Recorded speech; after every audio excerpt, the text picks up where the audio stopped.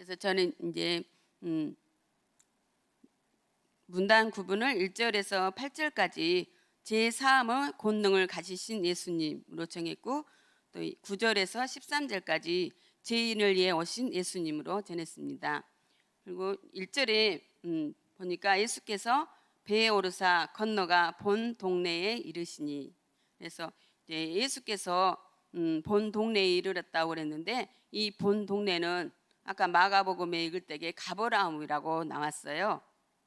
그래서 이 가버나움은 갈릴리 호수 북쪽에 있는데, 갈릴리 지방의 행정과 군사 중심지로서 갈릴리 해변 이제 서민들이 그쪽에 이제 많이 이제 또 사는데, 그 지역 중 가장 발전한 곳이에요, 가버나움은. 그래서 이제 해당과 또 세관이 세워졌는데, 또 세관에서 이제 예수님이 마태를 부르시는 또 장면이 나오고, 그리고 이제 우리가 이제 성지순례를 이제 우리 교회에서 이제 가잖아요.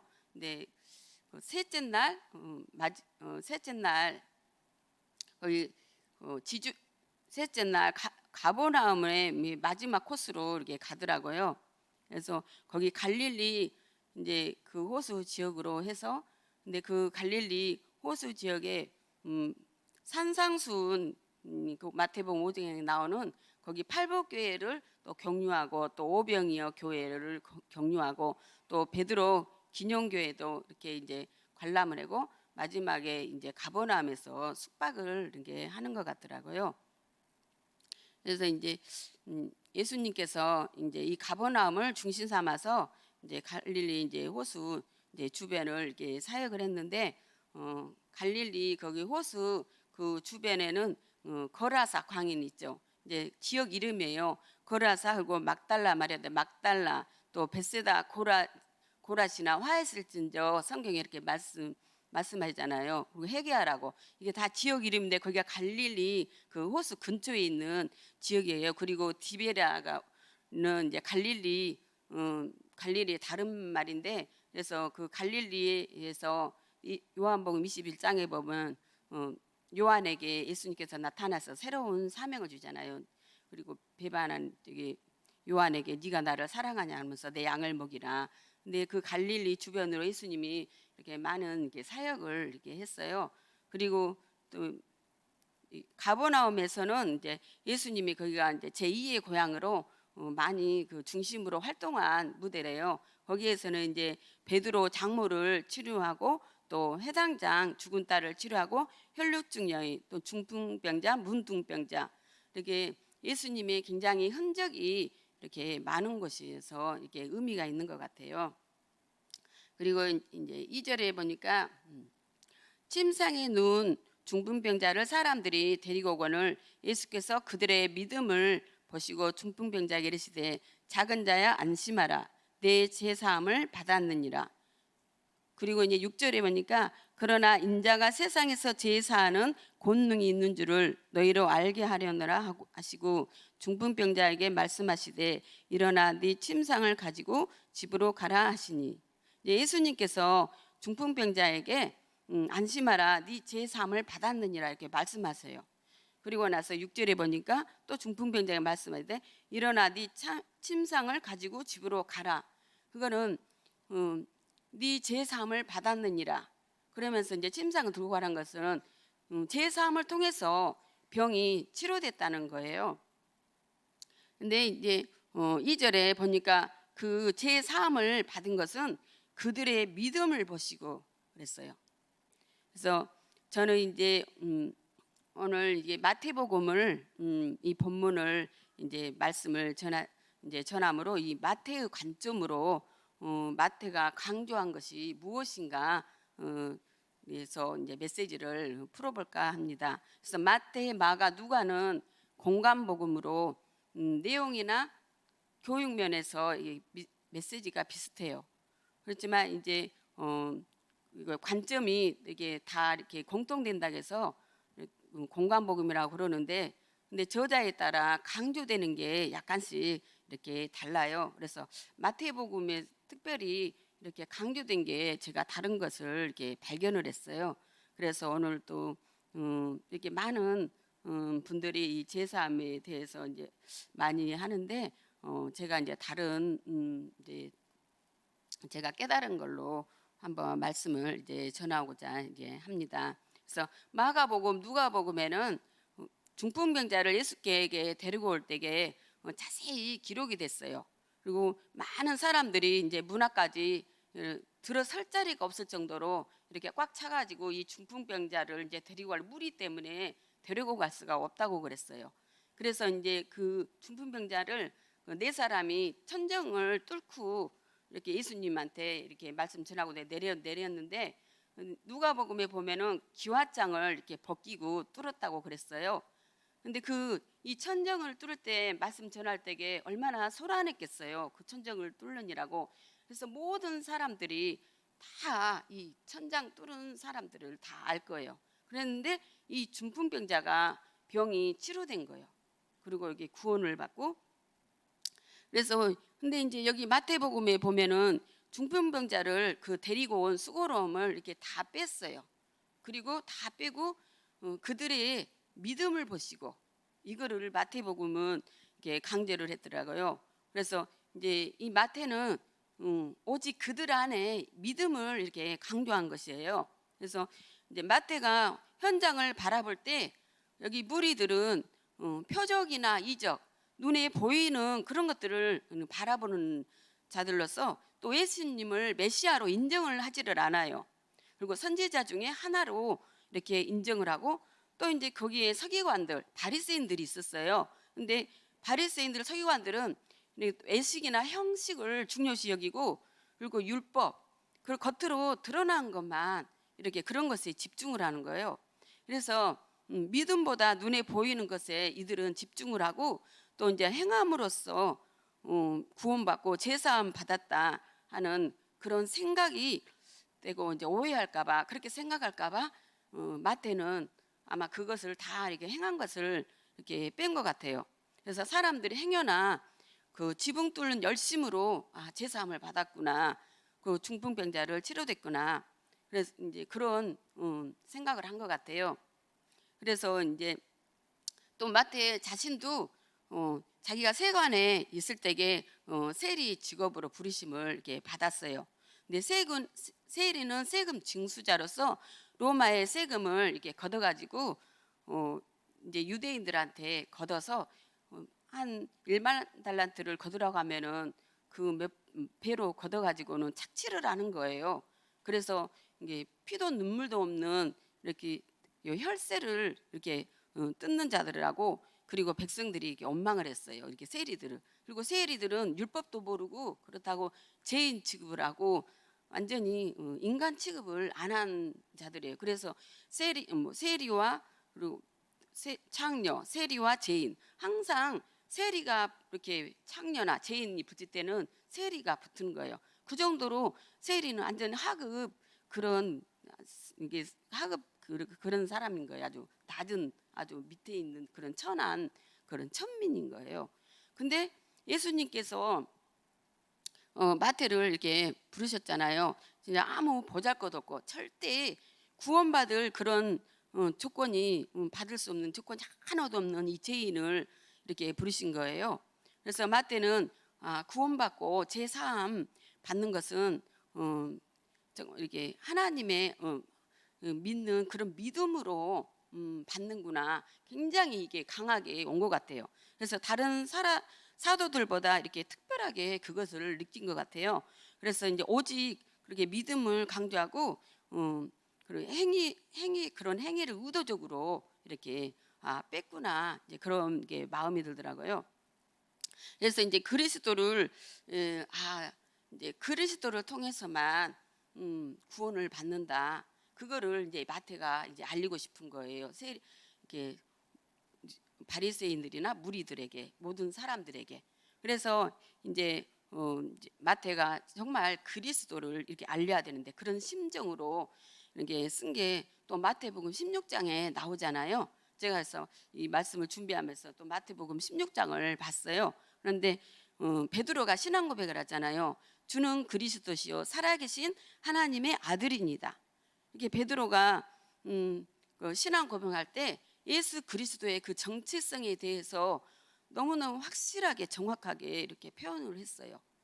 근데 누가복음이나 마가복음은 그런 게 없어요. 제가 봤더니. 그리고 주는 그리스도시요 살아계신 하나님의 아들이니다.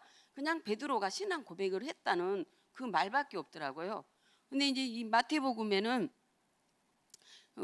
그 베드로가 신앙 고백을 할 때 네가 복이 있다 그래요.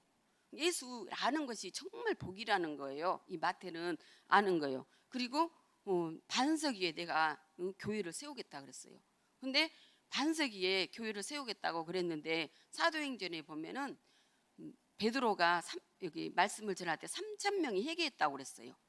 그거는 반석 위에 교회를 세운 거예요. 3천 명의 교회가 생긴 3천 명의 그런 교인들이 생긴 거예요. 그리고 음부의 권세가 이기지 못한다. 흑암이 이기지 못한다는 거예요. 그리고 천국문을 그런 열쇠란 거예요. 그리스도가. 이렇게 마태는 이 그리스도를 이게 너무너무 이렇게 깨닫고 이렇게 지금 이때부터 예수 그리스도를 구원자로 이렇게 나타낸 것 같아요. 그리고 마태복음 16장 이렇게는 이제 그리스도에서 제대로 이렇게 또 이게 설명을 하고 그래서 이제 저기 이 땅에서 우리가 이제 우리도 막 먹을 것만 입을 것만 뭐 기적과 이적만 구하면은 정말 우리는 바리새인과 무리나 그런 똑같은 사람들이라고 생각을 해요. 그래서 마태처럼 우리도 그리스도만 나타내고 또 그리스도만 알리고 그리스도를 알기에 또 힘써야 된다고 생각을 해요. 그리고 혹시 그리스도가 가려워질까봐 두려워해야 되고 그래서 교회나 모든 개인 사역에서도 그리스도가 나타나면 역사가 일어나고 교회에도 역사가 일어나고 우리 교회가 계속 그리스도만 얘기를 하잖아요. 그러니까 이렇게 교회도 이렇게 성장하는 줄 믿습니다. 그리고 이제 예수님이 중풍병자에게 내 죄 사함을 받았느니라 이렇게 말씀하세요. 그리고 또 일어나 네 침상을 가지고 집으로 가라 말씀하실 때에 죄 사함을 받고 중풍병이 이렇게 치료됐다는 게 증거잖아요. 그래서 이 광경을 이제 많은 무리와 서기관들이 이렇게 봤어요. 근데 이제 각각 반응이 다 이렇게 달라요. 그래서 무리들은 그 광경을 보고 두려워하며 제사함의 권능을 사람에게 주신 하나님께 영광을 돌렸다고 그랬어요. 그래서 근데 예수님이 보이지 않는 영적 문제, 그 죄의 문제를 드러내고 치유가 임한 것을 무리들이 봤어요. 죄를 드러내고 이게 치유를 하고 이게 바로 복음이잖아요. 예수님이 이게 복음을 이렇게 하신 거예요. 그래서 아마 이 중풍병자가 무슨 죄인지는 몰라도 자세히는 뭐 여기 안 써졌지만은 아마 예수님이 무슨 죄로 인해서 네가 병이 걸렸다 말했을 것 같아요. 그리고 이렇게 용서해 주시고 치료해 줄 때에 거기 무리들이 각양각색의 질병을 가지고 온 사람들일 거예요. 다 아프니까 예수님 찾아서 병이나 나을까 하고 왔는데 굉장히 이제 처음에는 황당했을 거예요. 제사함을 받았느니란 게 병 치료받으러 이렇게 왔었는데 그런데 그 제사함 받자마자 또 병이 치료를 받으니까 무리들이 생각하기를 나도 이런저런 죄 때문에 내가 아프지 않나? 그렇게 무리들이 이제 생각을 이렇게 하는 거예요. 그리고 이제 예수님이 제3의 권세를 긁어보고 이제 메시아라는 사실을 이 무리들은 알고 두려워하는 거예요. 그리고 그래서 이제 이 무리들에게 복음이 들어가기 이게 시작하는데 그래서 사도행전에 마가다락방에 120명의 문도가 이렇게 있었다고 그러는데 이 예수님의 이런 말씀을 들으면서 이런 행적을 보면서 무리들이 따라다니다가 자기 죄를 회개하고 돌이키는 자들이 아마 제자가 되어서 120명이 되지 않았나 이제 그렇게 이제 생각을 해봤어요. 그리고 자신들을 죄를 이제 무리들이 생각하고 이제 또 이제 자신들의 죄를 이렇게 돌아보고 그리고 이제 하나님께 이렇게 그렇게 권세를 주신 하나님께 영광을 이렇게 돌렸다고 그랬어요. 그래서 이제 복음이 들어가면은 제가 드러나게 돼요. 그리고 그 증거로 제가 드러나면은 문제가 생겨요. 근데 이제 문제를 이제 통해서 하나님은 이 죄를 없애고 그리고 하나님을 이렇게 만나게 하셔요. 근데 이제 제가 안 드러나고 꽁꽁 숨어 있으면은 치유가 되지를 않아요. 그래서 하나님이 죄는 보이지가 않잖아요. 그래서 문제를 줘요. 그러면 그 문제 때문에 이제 죄를 생각하게 되고 그 죄를 이제 발견해서 그리고 와 이제 이 죄 때문에 이런 문제가 생겼구나 우리가 이제 하나님 앞에 이렇게 간다는 거죠. 그리고 서기관과 바리새인들은 이제 이게 어떤 방을 하느냐면은 신성을 모독해요. 그리고 비방하고 그리고 예수님을 믿지를 않았어요. 하나님만 믿어요. 이 바리새인들은. 그래서 악하다고 예수님이 이제 말씀하시는데 그리고 항상 트집만 잡고 고집 이렇게 그리고 또 이제 어떻게 하면 예수님을 고발할까 그리고 따지고 이런 율법주의자들이에요.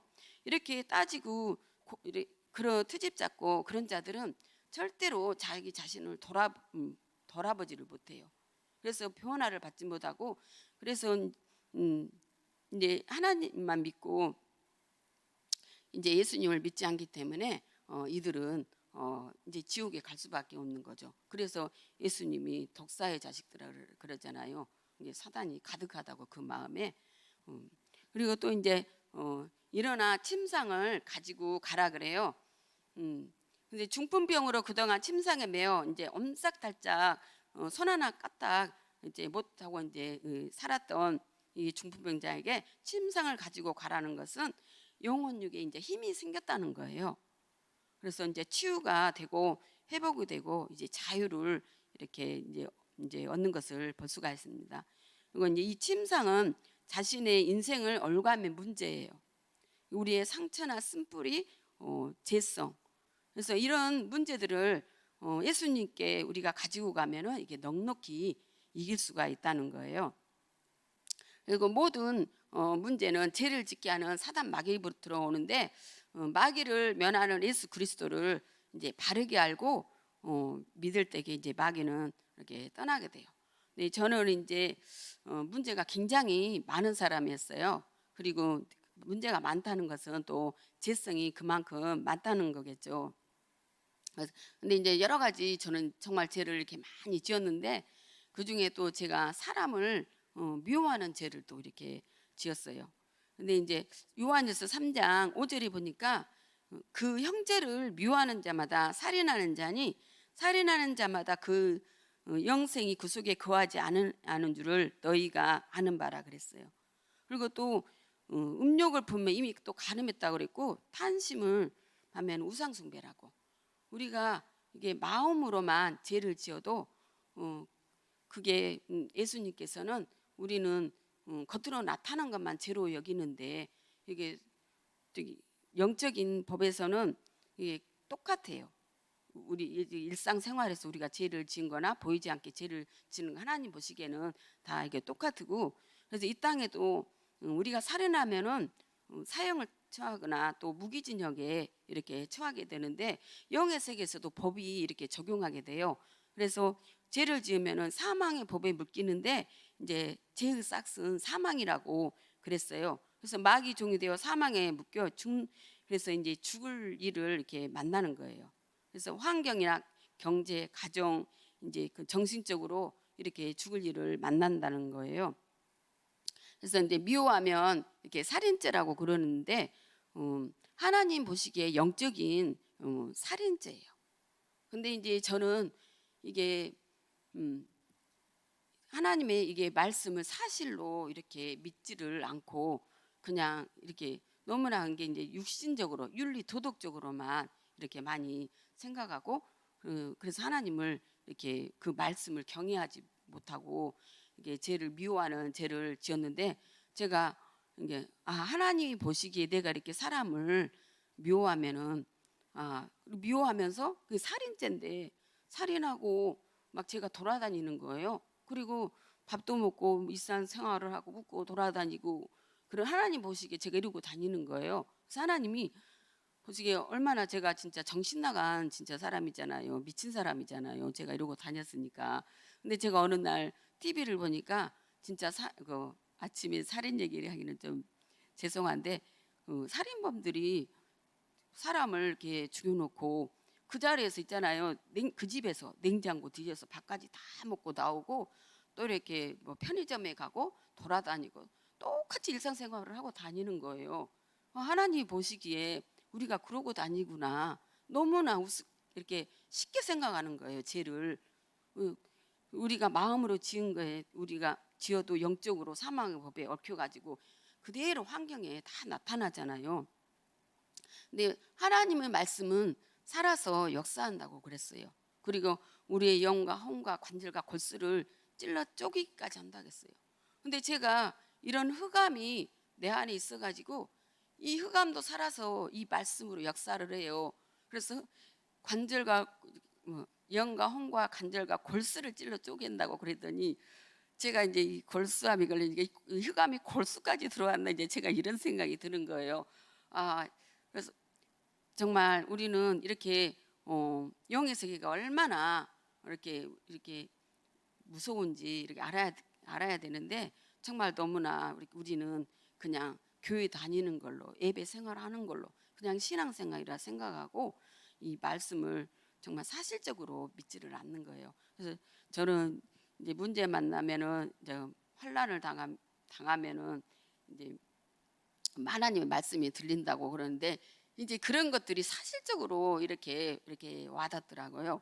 그래서 근데 그래도 우리가 또 감사한 것은 요한일서 1장 9절에 죄를 고백하고 회개하면은 저는 미쁘시고 의로우사 우리 죄를 깨끗게 해주신다고 했어요.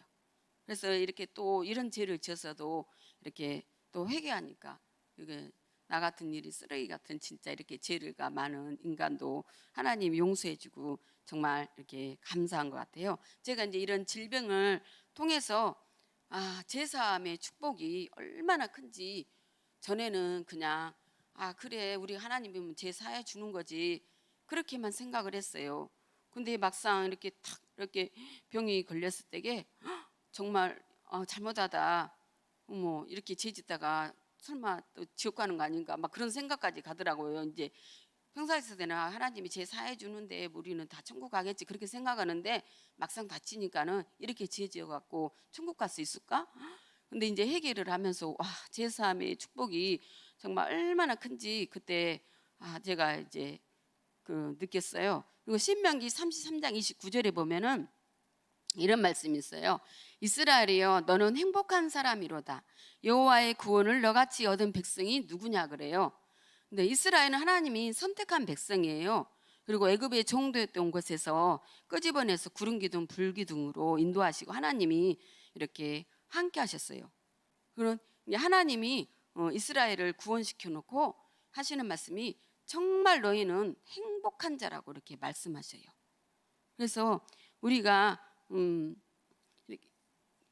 이게 어떻게 해서든지 교회를 이제 어떤 이유로든지 이렇게 저렇게 뭐 문제를 통해서 병을 통해서 뭐 환란을 통해서 뭐 가정 문제 여러 가지 문제를 통해서 교회에 왔지만은 너희가 구원받은 게 얼마나 행복한 것인 줄 깨달으라는 거예요. 구원받는 자체만으로도. 그래서 이제 그리고 또 이제 행복이라는 이 단어를 제가 이제 성경을 읽는데 다 못 찾아서인지 모르지만 딱 이게 두 군데가 있는 것을 제가 봤어요. 행복이라는 단어가 하나님 이스라엘 구원시켜 놓고 행복한 자로다고 이렇게 말씀하시고 그 다음에 신명기 10장 13절에 보면은 너희 행복을 위해서 명령과 규례를 지킬 것이 아니냐 그래요. 하나님이 구원받았으면 너희 행복을 위해서 명령과 규례를 이렇게 지키라고 그래요. 그래서 우리가 정말 행복하려면은 이제 구원을 받았으니까 또 하나님의 말씀대로 이렇게 살아야 된다는 거예요. 그래서 그리고 이제 9절에 보니까 세간에 이제 앉으신 이게 마태를 이렇게 부르셔요. 그리고 이제 10절에서 13절 이제 보면 이제 보면은 10절에 마태의 집에서 이제 예수님께서 앉아 음식을 살 때 세리와 죄인들이 와서 이제 그 제자들과 이렇게 함께 앉은 것을 보고 또 이제 바리새인들이 이제 책잡아요. 이렇게 왜 너희 선생은 죄인 세리와 죄인들과 함께 식사를 하느냐고 이제 책잡는데, 그래서 이제 세리와 죄인은 일반 백성도 그렇고 바리새인도 그렇고 종교도 그렇고 이렇게 이게 창녀처럼 이렇게 멸시를 하는 거예요. 멸시고 상정도 안 했어요.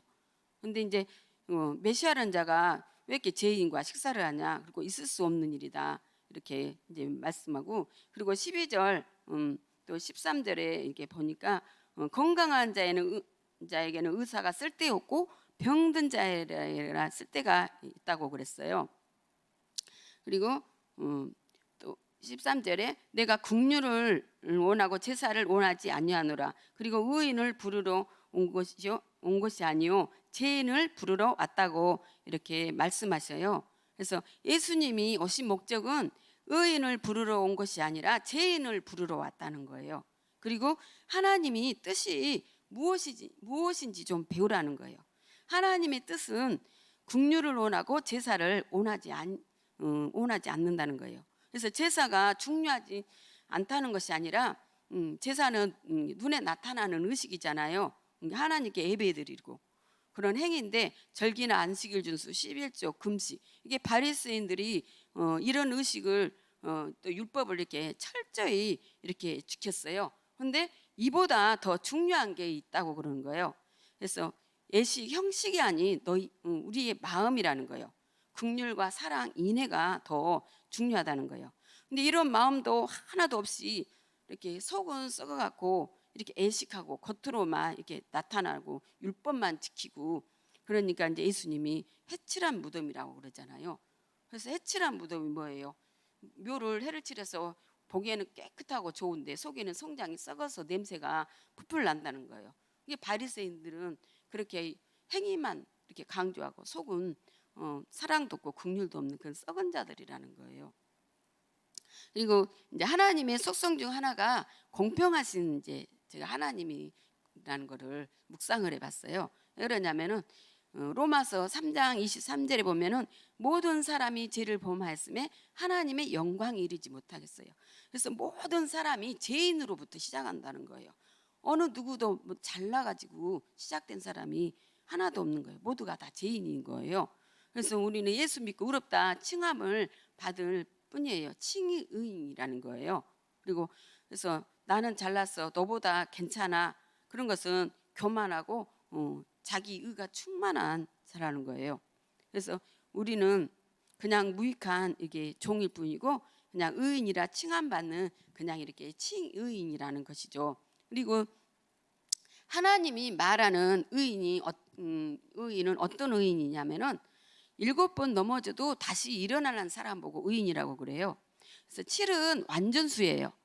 7번 넘어졌다는 것은 넘어지고 또 넘어지고 계속 넘어지고 완전히 이제 바닥에 내몰려서 정말 살 소망까지 없는 그런 상태라는 거예요. 바울 사도가 살 소망까지 이뤘다고 그랬잖아요. 그런 사단도 이렇게 지배해요. 그래도 예수 그리스도를 붙잡고 다시 일어나는 게 의인이라는 거예요.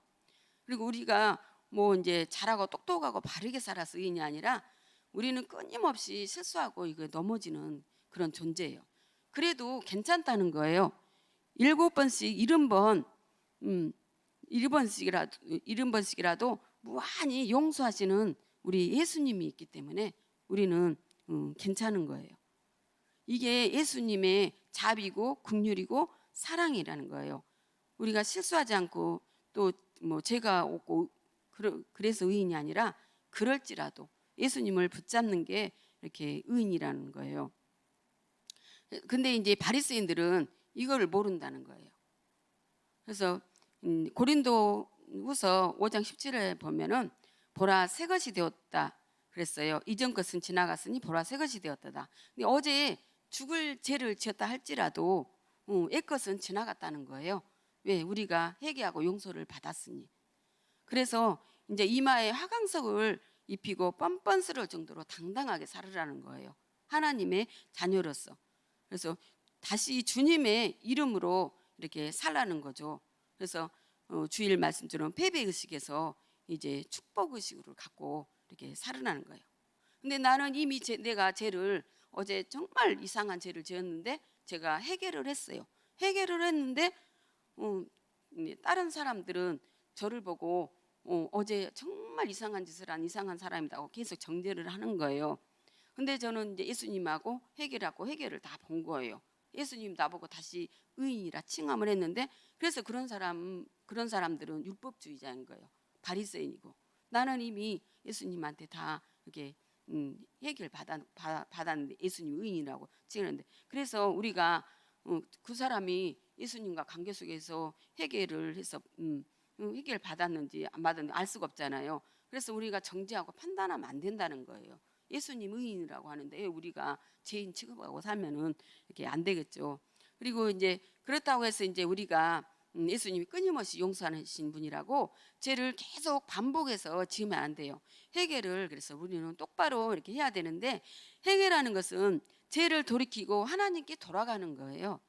근데 우리가 이것도 잘못했습니다, 저것도 잘못했습니다, 용서해 주세요, 그거는 반성이지 회개가 아니에요. 그래서 변화가 없는 거예요. 진짜 회개는 죄를 가지고 십자가 앞으로 가야 돼요. 내 죄 때문에 피 흘려 죽이신 그 예수님과 대면해야 된다는 거죠. 그리고 애통하며 통에 자복할 때, 이렇게 십자가에서 이렇게 직면할 때 우리가 정말 용서를 받고 다시는 그 예수님의 내 죄 때문에 십자가에 흘리신 그 피를 보면서 죄를 짓지 않는다는 거예요. 우리가 그것이 없이 자꾸 교회에 나서 내가 이거 잘못했습니다, 저거 잘못했습니다, 용서해 주세요, 그리고 또 짓고 이게 회개가 아니라는 거예요. 반성하는 것이지. 그래서 이제 우리가 회개만 잘해도 갱신해도 영혼육이 재창조된다는 거예요. 그래서 우리 안에 이 죄성, 이게 바리새인적이고 율법주의, 종교주의 이런 죄성을 예수님이 독사의 자식들이라 해서 마귀 새끼들이라고 그러는 거예요. 이런 죄성 그런 걸. 그래서 이제 우리 안에 이 죄성을 멸하러 예수님이 우리 죄인들에게 찾아오셨어요. 그래서 요한일서 3장 8절에 예수님이 오신 목적은 죄인을 마귀에서 이제 구하러 이렇게 오셨잖아요. 저희들을. 그래서 우리는 다 병든 자예요. 그래서 병든 자에게 의원인 예수님이 우리는 필요한 이렇게 존재이고, 그리고 또 하나님의 뜻은 긍휼을 원하고 제사를 원하지 않는다겠어요. 그래서 이제 저희들도 예수 그리스도의 사랑 없는 또 하나님을 이해한다는 그런 열심을 정말 이렇게 조심하고 또 예수 그리스도 사랑 위에 선한 사역을 하시는 여러분들이 되시길 바랍니다. 잠깐 기도하고 마치겠습니다. 하나님 아버지, 병든 자에게 의원이 있을 때 있고 건강한 자에게는 의원이 있을 때 없다고 했습니다. 우리는 다 부족하고 연약하고 실수가 많은 죄인입니다. 그러나 주님의 십자가 은혜로 의롭다 칭함을 받은 칭의일 뿐입니다.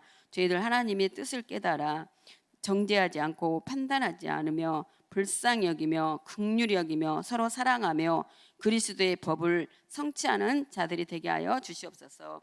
예수님으로 기도합니다. 아멘.